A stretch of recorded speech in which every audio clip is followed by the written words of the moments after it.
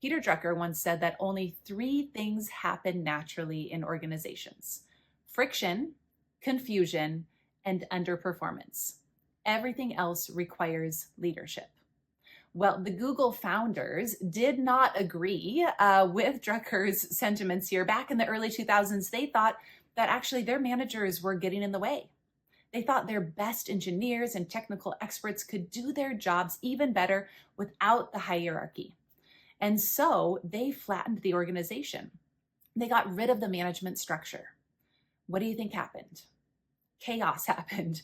The number of complaints coming in from employees saying, we're not getting the support and the guidance and the direction we need, those complaints went through the roof. And so just months later, they reinstated managers in the organization. Leadership, good leadership, was essential. I know this firsthand because when we leave home, and if we leave our two daughters home alone, without any sort of leadership structure in place, chaos ensues, right? But if we empower our older daughter to be responsible when we're gone, to be, in fact, a servant leader for her sister while we're gone, it's an entirely different experience. When she knows she's responsible for caring for her sister, it's different. She sacrifices her own wants and needs to come up with things for them to do that her younger sister actually wants to do. Once we were gone, and we didn't even know it, but our younger daughter was actually not feeling well.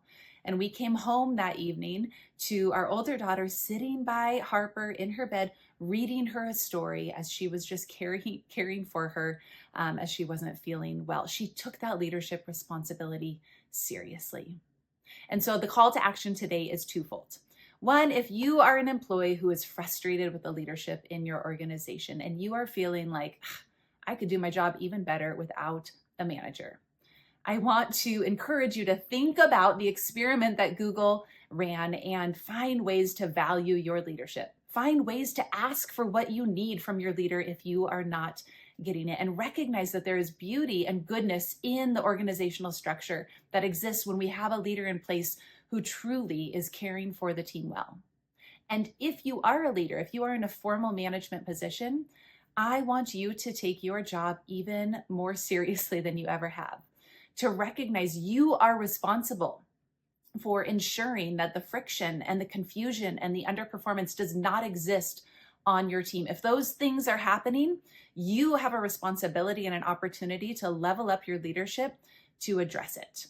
Your job is so critical, and your job is to care for your team well so that they can thrive and perform at even higher levels.